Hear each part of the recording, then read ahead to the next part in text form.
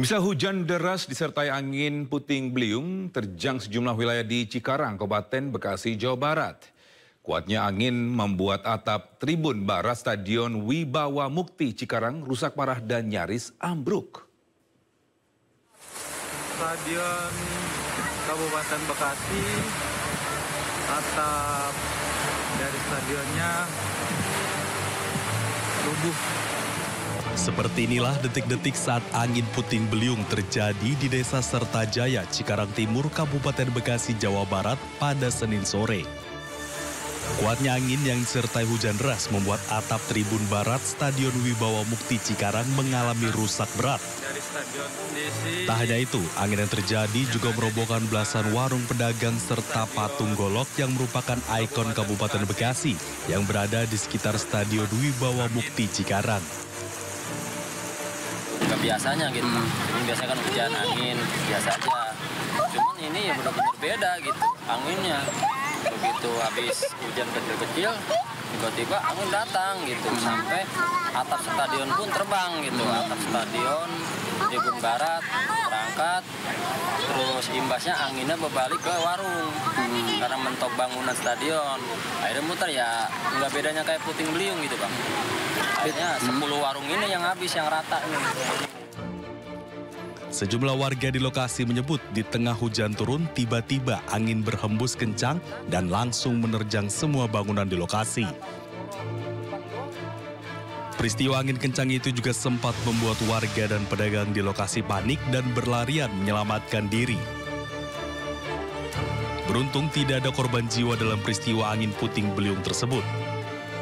Dari Kabupaten Bekasi, Jawa Barat, Didit Junaidi, iNews melaporkan. Pemirsa, hari pertama pemerintahan Prabowo Gibran, Badan Keamanan Laut Batu Bakamla berhasil mengusir kapal penjaga pantai dan kapal ikan China dari Laut Natuna Utara, Kepulauan Riau.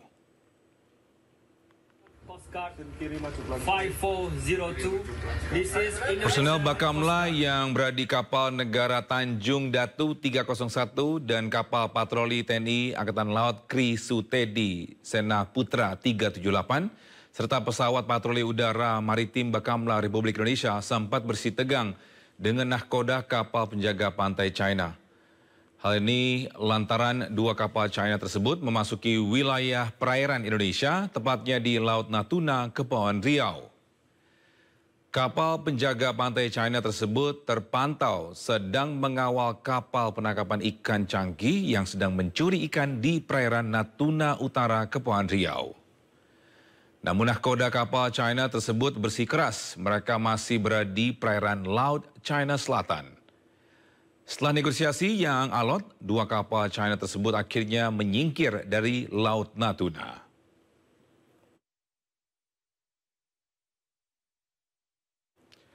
Pemirsa, pemakaman jenazah Sri Meike Male, korban pesawat Sam Air yang jatuh di Gorontalo, diwarnai isak tangis keluarga. Korban merupakan satu-satunya penumpang dalam pesawat perintis tersebut.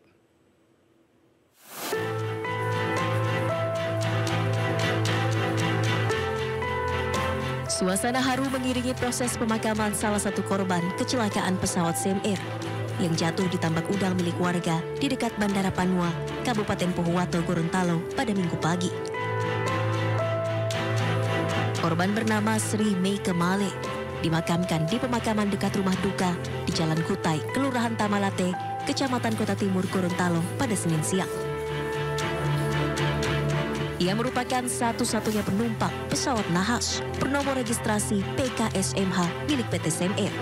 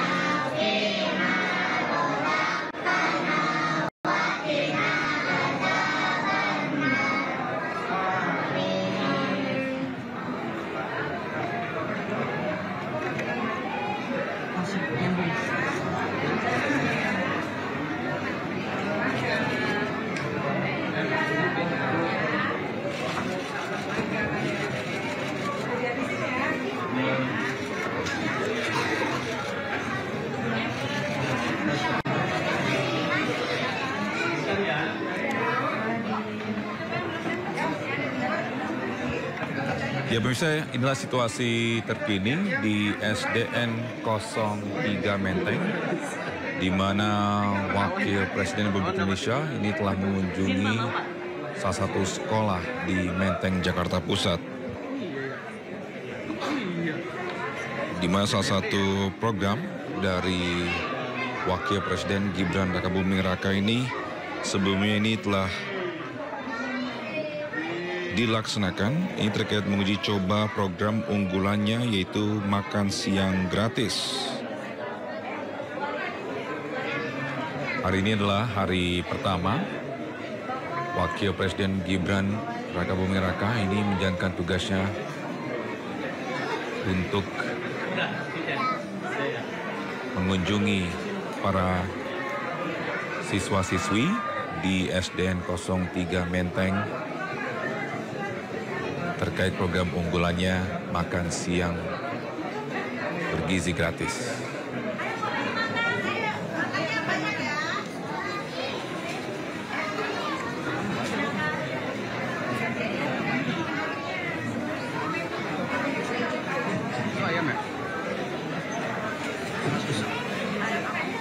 Dan pemirsa, ini dikabarkan juga program makan siang bergizi gratis yang direncanakan oleh Gibran atau Prabowo Gibran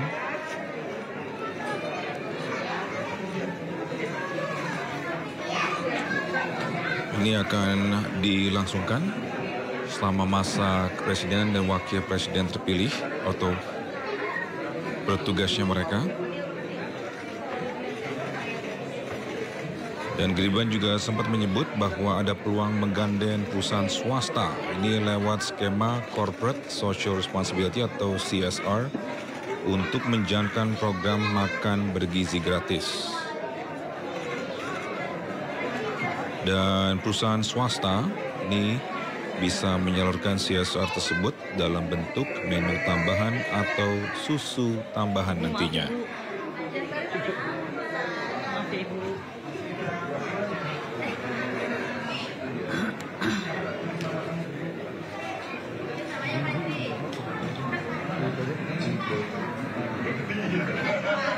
Nggak bisa maju, Kak. Sorry, Kak, nggak bisa maju, Kak. Sorry, nggak bisa maju. Nggak bisa maju. Jadi blocking. Yang paling dekat ya.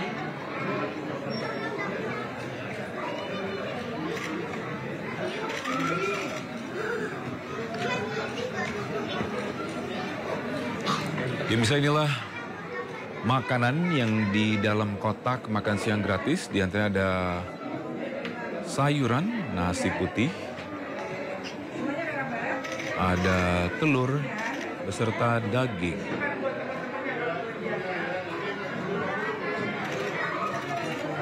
Wapres keluar ya. OTW keluar. Mas Gibran. Mas Gibran. Dan menurut informasi yang kita punya, isi kotak makan yang dibagikan Gibran itu nantinya ini sudah mencakup 4 sehat 5 sempurna. Oh ya, belum ambil itu dulu. Baik, bisa kita akan beralih ke Istana Negara. Coba, Mam. Adalah badan baru, tugasnya adalah menyusun rencana induk pengentasan kemiskinan yang ada di kementerian dan lembaga di Indonesia, lantas mengkoordinasikan aktivitas pengentasan kemiskinan serta mempercepatnya yang ada di Kementerian Sosial, Kementerian Desa, Kementerian Tenaga Kerja, Kementerian Perindustrian, Kominfo, Pendidikan, Kesehatan yang khusus berkaitan dengan kemiskinan serta perapian data supaya itu menjadi pedoman sehingga kita mendapatkan data-data yang valid dan objektif dan dinamis sifatnya karena persoalan kemiskinan tidak sesederhana sekedar membagi bantuan tunai tapi juga mengentaskannya. Ini adalah badan pengentasan, bukan penanggulangan. Kalau menanggulangi itu ngasih aspirin saja. Tapi Pak Prabowo minta supaya hal yang lebih fundamental. Jadi bagi kami, orang miskin itu harus diberdayakan. Orang yang terancam miskin harus diselamatkan. Siapa itu terancam miskin? Ya mungkin pekerja-pekerja pabrik yang pabriknya melakukan mekanisasi, digitalisasi, robotisasi, ter-PHK. Atau mereka menjadi korban bencana alam. atau ya akibat mekanisasi banyak sekali perusahaan-perusahaan yang bangkrut segala macam. Nah ini kan atau kelas menengah yang barangkali juga mengalami persoalan-persoalan karena persoalan-persoalan disrupsi teknologi yang berdampak sosial, itu juga menjadi perhatian dari Badan Percepatan Pengentasan Kemiskinan. Selain yang memang hidup dalam garis kemiskinan selama ini, tapi mereka yang terancam miskin juga harus diselamatkan. Jadi coveragenya memang agak luas, tapi insya Allah dalam beberapa bulan pertama sambil menunggu besok rapat arahan dari Presiden seperti apa dan pembekalan di Magelang. Tapi yang hasil dari sempat diskusi saya dengan Pak Presiden waktu dia panggil ke Kartanegara, seluruh persoalan kemiskinan itu harus bisa ditekan habis kalau sampai 5 tahun ke depan, dan itu menjadi tanggung jawab badan yang kami pimpin. Seperti itu. Terima kasih. Mas Budiman, ya. Soal terkait program impian Mas Budiman ini yang bukit algoritma Mas. Sementara ini kan Mas Budiman kan ditunjuk sebagai kepala pengentasan kemiskinan ya Mas. Ini bagaimana Mas? Oh, kalau soal itu kan perusahaan swasta ya, kebetulan nanti mungkin saya tidak akan ada di situ setiap hari. Paling ngurusin yayasannya ya. Tapi bagian itu betul ada berkaitan. Kemiskinan yang kita maksud itu sebenarnya 3. Kurang pendapatan, kurang akses, dan kurang aset. Kalau kurang pendapatan kita tahu gajinya nggak cukup atau tidak punya pendapatan harian yang memadai atau tidak permanen, ketidakpastian tinggi. Kurang aset misalnya kurang aset pada tanah, kurang akses pada pendidikan, kurang akses pada kesehatan, kurang aset pada faktor-faktor produksi, itu nanti akan dihimpun dari data, ya. Jadi pengentasan kemiskinannya bukan sekedar menyembuhkan simptom atau gejalanya, bukan menanggulangi, tapi mengentaskan. Bukan sekedar ngasih uang tunai, tapi pemberdayaan, pembangunan inklusif, mulai dari sektor industri, juga kebijakan-kebijakan investasi. Badan ini kira-kira akan berkoordinasi dengan Kementerian Investasi, bagaimana investasi-investasi yang tidak membawa dampak sosial meningkatnya orang miskin. Misalnya program pembangunan di sebuah tempat, bagaimana bisa melibatkan orang miskin. Program misalnya beras Raskin, bukan lagi beras untuk orang miskin, tapi juga beras yang diproduksi oleh mantan orang miskin. Kira-kira seperti itu. Jadi mantan orang miskin diberdayakan dalam koperasi, diberdayakan dalam BUMDes, kemudian dibuatkan ekosistem kewirausahaan sosial. Jadi itu program-programnya, ya. Termasuk pelatihan teknologi, upskilling, reskilling, itu juga menjadi program itu. Tapi terutama memang melibatkan orang miskin, begitu. Itu adalah arahan-arahan yang pernah kita diskusikan dengan Pak Prabowo, dan insya Allah detailingnya akan diarahkan dalam rapat besok maupun pembakalan di Magelang. Kira-kira begitu. Insya Allah masih ada, itu adalah janji dari kampanye Pak Prabowo dan Mas Gibran, akan dilanjutkan, bahkan ditambahkan kartu untuk lansia juga. Yang ditugaskan pada kami adalah mensinkronkan, mempercepat, mengakselerasi, dan mengakurasikan. Mempercepat dan membuatnya lebih tepat. Kira-kira seperti itu. Kemarin dalam pidato Pak Prabowo, kita tahu bahwa salah satu tema beliau adalah mengalihkan subsidi energi supaya lebih tepat sasaran menggunakan teknologi. Ya, satu itu. Dan kedua, memang ini bagian dari core interestnya Pak Prabowo, kepentingan utama Pak Prabowo kemarin dalam pidatonya untuk pelantikan mengenai kemiskinan. Kalau nggak salah, paling sedikitnya beliau menyebutkan sampai 8 kali minimal angka tentang kemiskinan dengan berbagai macam istilah. Ada wong cilik, ada orang miskin, ada kemiskinan, ada rakyat kecil. Kira-kira seperti itu. Ya. Jadi akan dilanjutkan, tapi ditambahi bukan sekedar tadi itu. Bukan sekedar BLT, tapi juga peningkatan akses dan aset non-tunai. Itu juga penting bagi orang miskin. Seperti itu.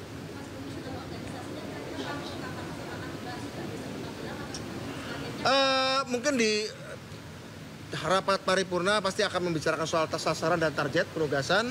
Sasaran dan target penugasan, Mbak, itu nanti penyusunan organisasi tergantung dari kebutuhan dan sasaran ditetapkan oleh Presiden secara lebih spesifik. Ya, ada spesifiknya.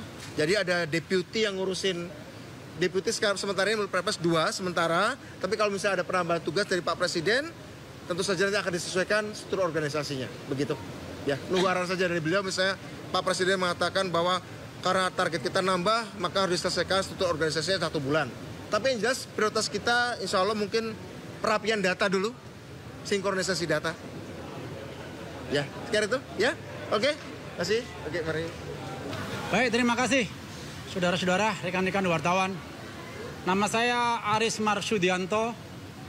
Saya mendapatkan tugas sebagai Kepala Badan Pengendalian Pembangunan dan Investigasi Khusus. Badan ini mempunyai fungsi untuk mengoptimalkan atau memberikan masukan kepada Presiden dan mengawasi jalannya program pembangunan dan dana APBN sampai ke masyarakat. Ya, jadi ini badan baru setingkat menteri. Selanjutnya juga diberi kewenangan untuk melakukan investigasi khusus bila diperlukan. Saya rasa mungkin demikian ya pernyataan dari saya. Terima kasih. Teman-teman media yang saya hormati, saya ditugaskan oleh Bapak Presiden untuk menjadi Gubernur Lembaga Ketahanan Nasional Republik Indonesia atau Lemhanas RI, yang tugas dan fungsinya itu terdiri atas 3 hal. Pertama, melakukan pendidikan bagi calon-calon pemimpin nasional, baik ASN, TNI maupun Polri, ya, dan pendidikan itu diarahkan kepada upaya agar para pemimpin nasional memiliki pemahaman yang komprehensif, integral, holistik tentang geopolitik, geostrategi, terutama menghadapi tantangan yang akan dihadapi oleh bangsa kita. Karena kita tahu bahwa tentu menuju Indonesia Emas 2045 bukanlah sesuatu yang mudah, perlu kerja keras dan perlu pendekatan yang holistik dari semua komponen, termasuk para birokrasi, TNI, Polri, sehingga memiliki arah yang sama menuju cita-cita kebangsaan kita dalam rangka bagaimana bangsa kita memiliki resiliensi atau ketahanan di dalam menghadapi mewujudkan cita-cita proklamasi. Yang kedua, Lembaga Ketahanan Nasional ini menjadi lembaga yang memberikan masukan dan menjadi lembaga think tank bagi Presiden Republik Indonesia dalam memberikan satu masukan kepada Bapak Presiden terkait dengan isu-isu, terutama isu-isu internasional, regional maupun nasional. Karena sekali lagi tentu diminta atau tidak diminta, tentu kami punya kewajiban untuk memberikan masukan-masukan sebagai lembaga think tank.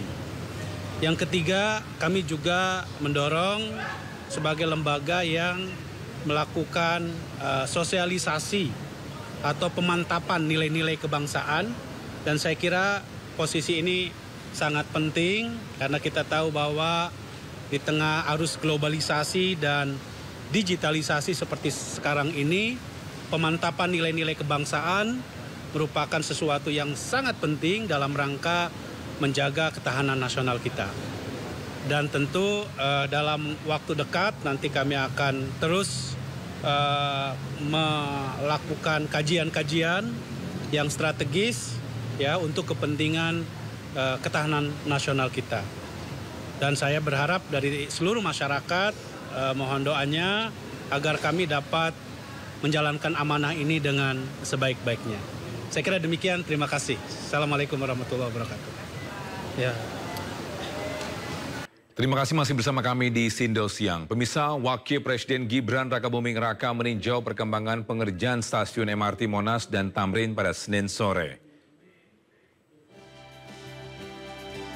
Bisa dalam akun Instagram resminya, Gibran Rakabuming Raka ini menyampaikan harapannya usai meninjau perkembangan pengerjaan stasiun MRT Monas Tamrin. Ditemani Menteri Perhubungan Dudi Purwagandi dan PJ Gubernur DKI Jakarta Teguh Setiabudi, Wakil Presiden Gibran Rakabuming Raka berjalan kaki menelusuri terowongan dari stasiun Monas ke stasiun Tamrin yang merupakan bagian dari proyek MRT fase 2 Lintang Selatan Utara, rute Bundaran HI Kota. Dalam postingannya, Wapres Gibran juga menjelaskan proses pekerjaan sipil sudah mencapai 82% dan akan diusahakan selesai tepat waktu.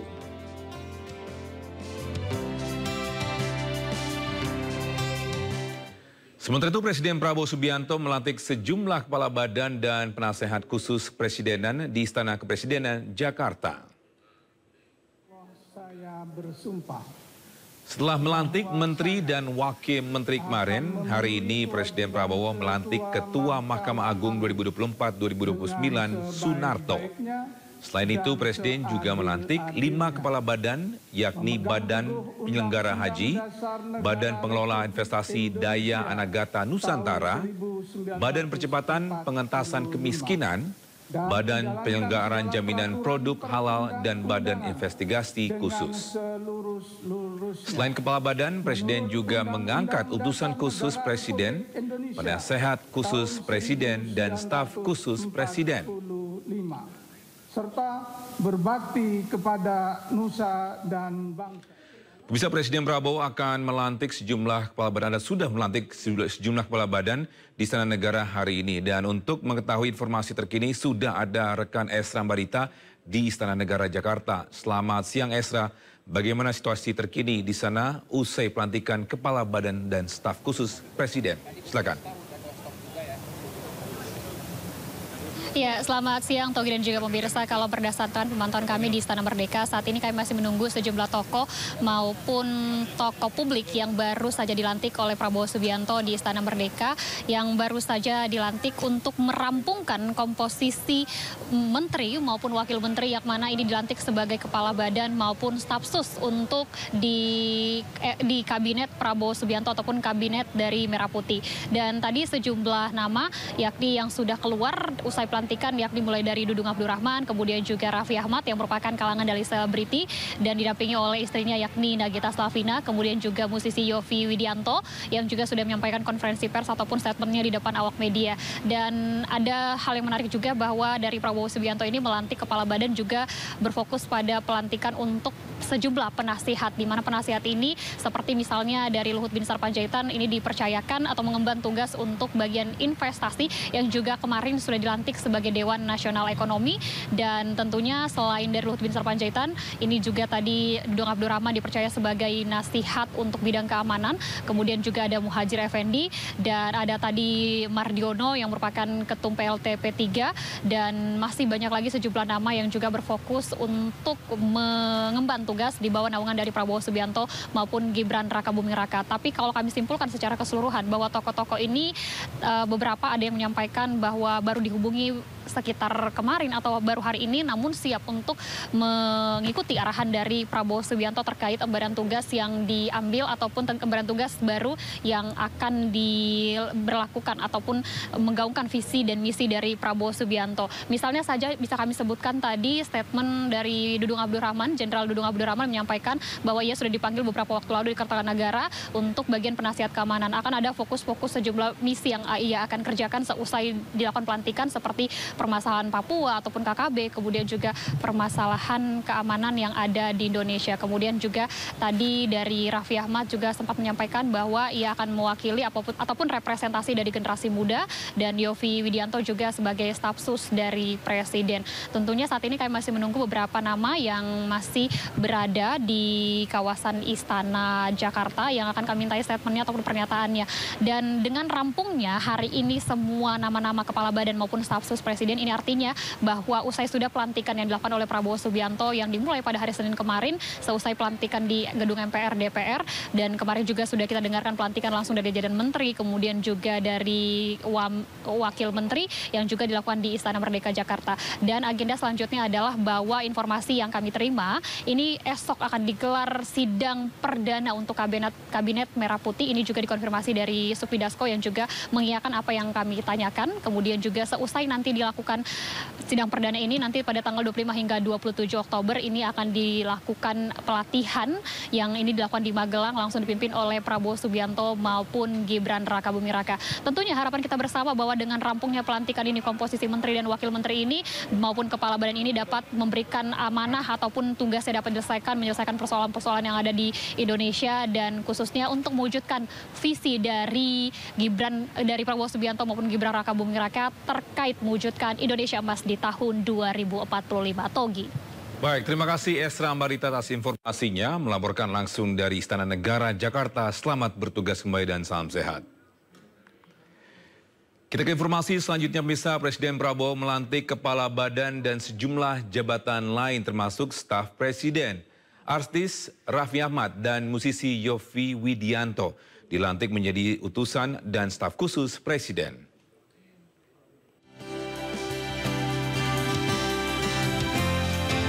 Presenter sekaligus pekerja seni Raffi Ahmad dilantik Presiden Prabowo Subianto sebagai utusan khusus Presiden bidang pembinaan generasi muda dan pekerja seni di Istana Kepresidenan Jakarta. Sementara itu pendakwah Gus Miftah dilantik menjadi utusan Presiden bidang kerukunan beragama dan pembinaan sarana keagamaan. Selain artis Raffi, Prabowo juga melantik musisi Yovie Widianto menjadi staf khusus presiden.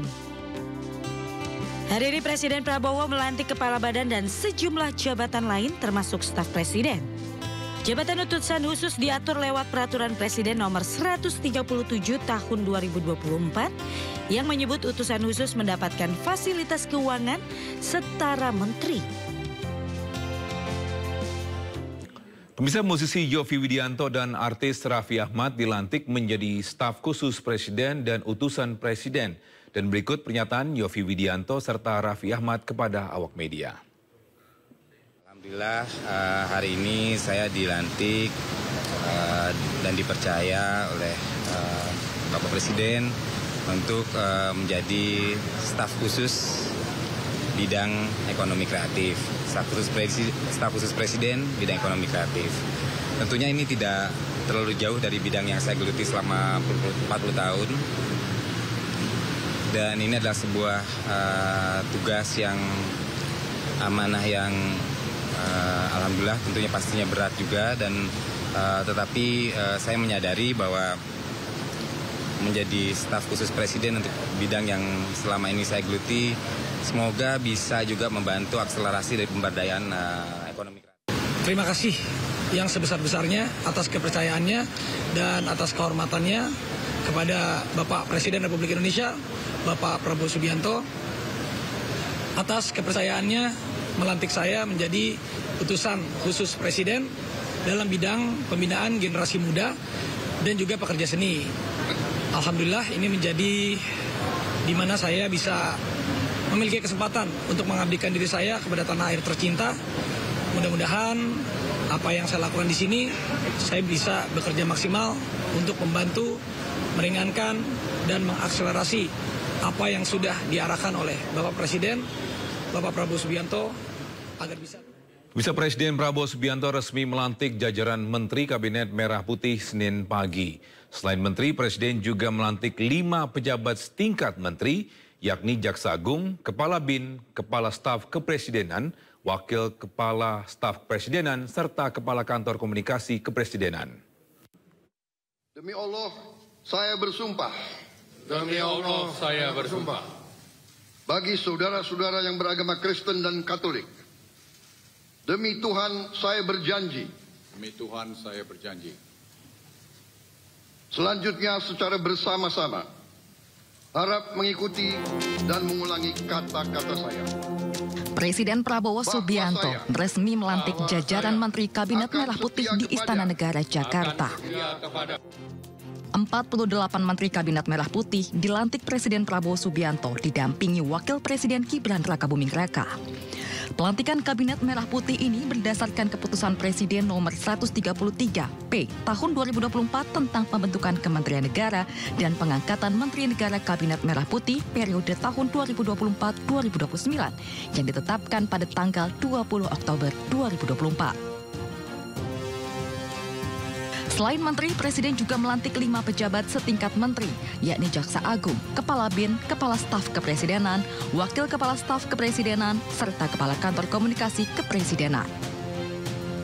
Mantan Menko Maritim dan Investasi Luhut Binsar Panjaitan turut dilantik oleh Presiden sebagai Ketua Dewan Ekonomi Nasional. Pembacaan sumpah dipimpin langsung oleh Presiden Prabowo yang diikuti para menteri dan pejabat setingkat menteri.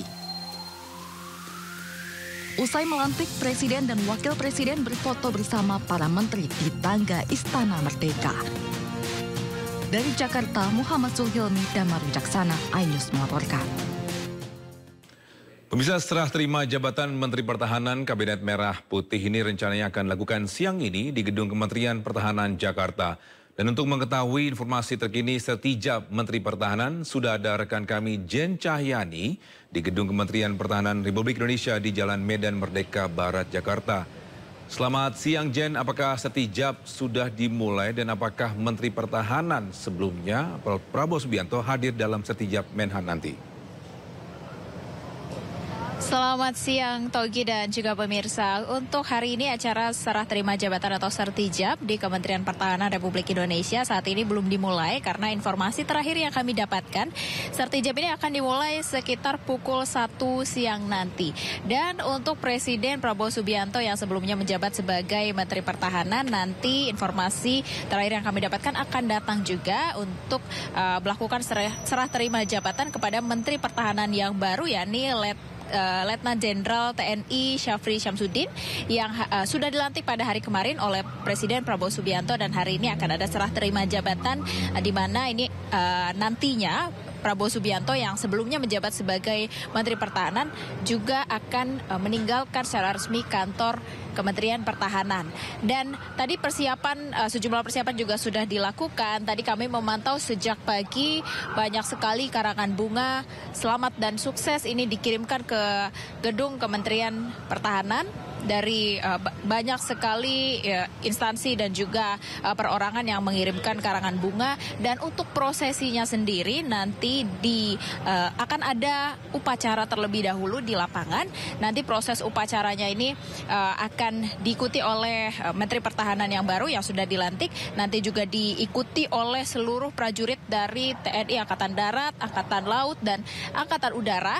Dan nanti akan ada di tengah lapangan nanti akan ada mimbar untuk Menteri Pertahanan yang kemudian akan ada proses pengecekan pasukan. Jadi nanti Menteri Pertahanan akan turun menghadap komandan upacara dan juga mengecek pasukan yang mengikuti proses upacara.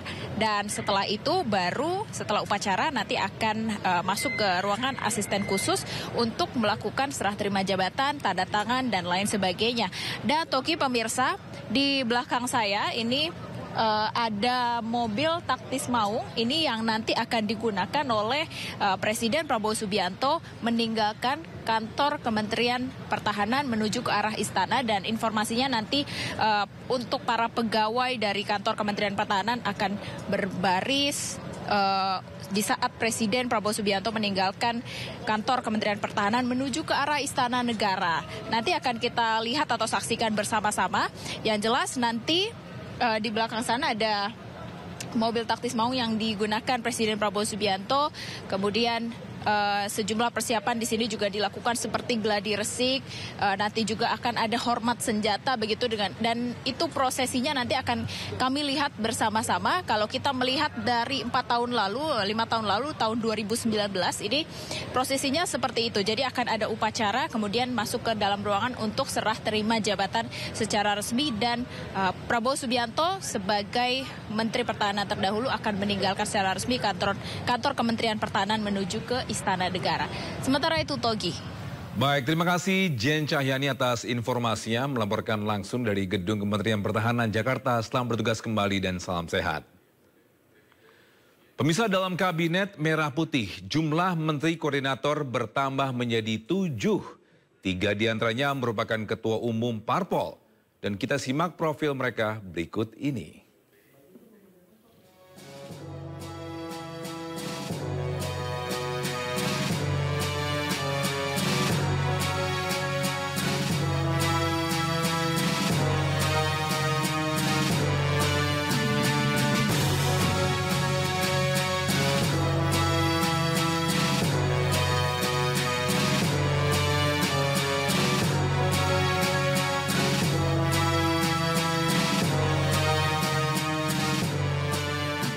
Ya, sementara itu selain para menteri, Presiden Prabowo juga resmi melantik Wakil Menteri Merah Putih di Istana Merdeka pada Senin sore.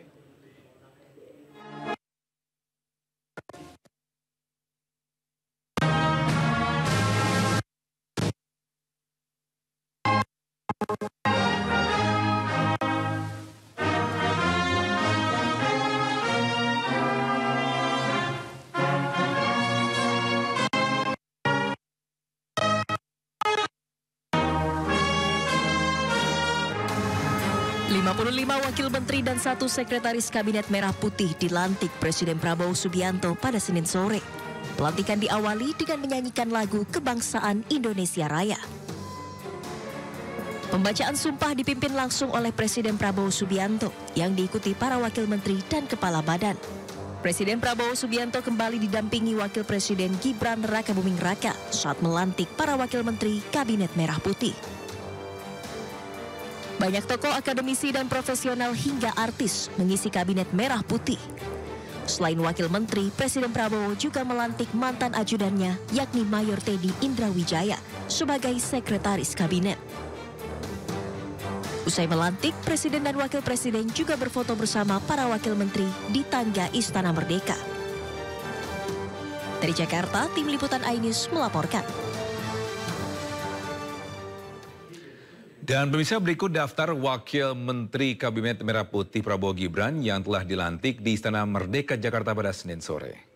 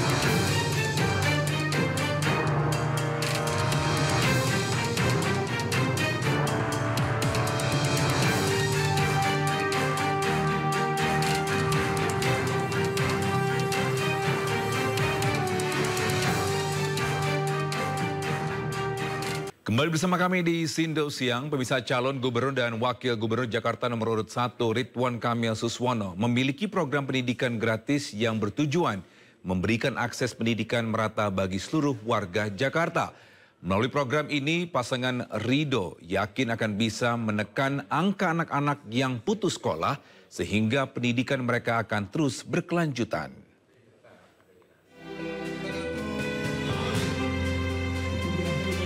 Tim pemenangan Ridwan Kamil Suswono menggelar diskusi tentang pendidikan dan pelatihan siap kerja di markas Tim Pemenangan Ridho, Jakarta Pusat. Acara ini membahas program-program unggulan Ridho dalam meningkatkan kualitas warga Jakarta. Salah satunya pendidikan gratis dan merata untuk seluruh warga Jakarta. Karena kita tahu masih ada kesenjangan terhadap akses di pendidikan di Jakarta, baik khususnya untuk masyarakat dari keluarga miskin maupun juga yang rentan, keluarga rentan. Jadi salah satu upaya yang diberikan oleh pasangan calon kita adalah untuk memastikan tadi supaya sekolah negeri dan juga sekolah swasta itu bisa gratis untuk mereka yang membutuhkan. Kami mendukung penuh full untuk Pak RK dan Pak Suswono untuk menjadi gubernur karena program-program beliau sangat bagus, terutama di bidang pendidikan. Program kerja pasangan Ridwan Kamil Suswono dalam berbagai bidang dan perspektif diharapkan dapat menjadi solusi dan menjawab setiap keluhan masyarakat di Jakarta. Dari Jakarta, Rian Rahman, iNews melaporkan. Sementara itu, Pramono Anung mengenalkan jaring asmara saat mendengar masalah di tengah warga Jakarta. Jaring asmara diketahui merupakan akronim dari Menjaring Aspirasi Masyarakat Jakarta.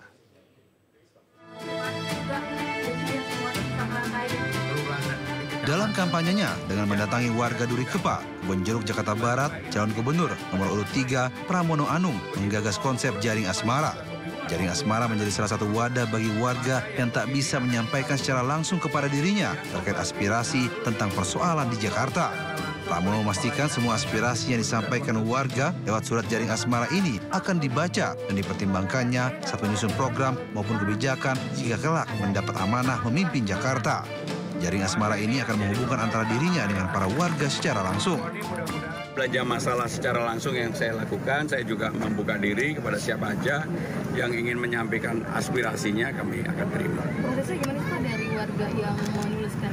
Kan ada tulisannya, kemudian ada tempat PO Box dan sebagainya, dan biasanya karena kita juga punya jaringan sampai dengan RT RW, bahkan sampai anak ranting jadi di bawahnya, sehingga selalu ada yang akan mengkoleksi, mengumpulkan itu. Nantinya warga Jakarta akan diberi kesempatan untuk menulis aspirasinya dan dikumpulkan kepada simpul-simpul tim pemenangannya di jaringan RT dan RW untuk ditindaklanjuti. Di Jakarta, Tim Liputan melaporkan. Kita beralih ke Jawa Timur, pemirsa. Debat perdana calon kepala daerah di Bojonegoro ini berakhir ricuh setelah salah satu paslon memaksa tak mengikuti aturan yang diputuskan oleh KPU. Debat pun terpaksa dibubarkan. Inilah detik-detik saat calon Bupati Bojonegoro nomor urut 1 Teguh Haryono naik ke atas podium debat. Aksi Teguh Haryono ini sontak membuat acara debat perdana calon kepala daerah yang digelar oleh KPU Bojonegoro pada Sabtu malam itu menjadi gaduh. Bahkan sempat terjadi ketegangan antara tim pemenangan paslon. Padahal sesuai kesepakatan, sesi debat perdana ini hanya untuk calon wakil bupati, yakni antara Cawagup nomor 1 Farida Hidayati melawan Cawagup nomor 2 Nurul Aziza. Itu sebabnya aksi Teguh Haryono yang nekat naik podium saat calon wakilnya Farida Hidayati tengah berdebat dengan lawannya pun dinilai menyalahi aturan. Tapi rupanya pasangan calon nomor urut 01 Teguh Haryono Farida Hidayati tidak mengendaki format debat yang hanya diikuti oleh calon wakil bupati. Sementara itu Ketua KPU Bojonegoro Robi Adi Perwira sempat beberapa kali melakukan skors atau menghentikan sementara debat untuk memberikan waktu kedua belah pihak berunding. Namun hingga 1 jam waktu debat molor sesuai jadwal masih belum ada titik temu. KPU pun tidak meneruskan acara debat itu alias membubarkannya.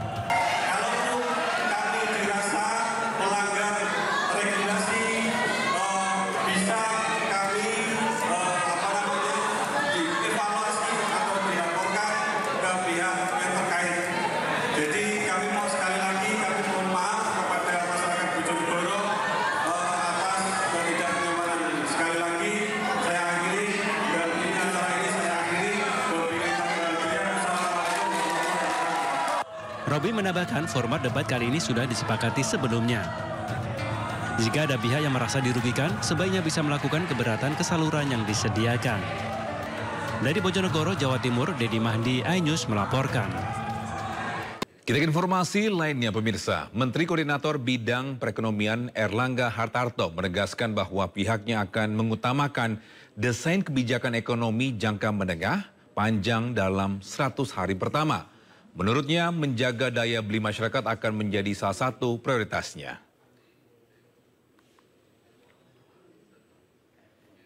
Bisa Erlangga juga mengungkapkan bahwa pihaknya akan membahas secara bersama-sama soal target ambisius Presiden Prabowo Subianto ini terkait pertumbuhan ekonomi 8%.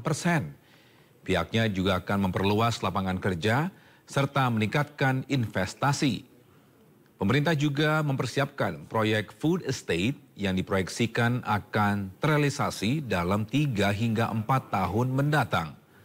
Hal tersebut diharapkan dapat mencapai swasembada pangan yang ditargetkan Presiden Prabowo Subianto dalam 4 tahun ke depan.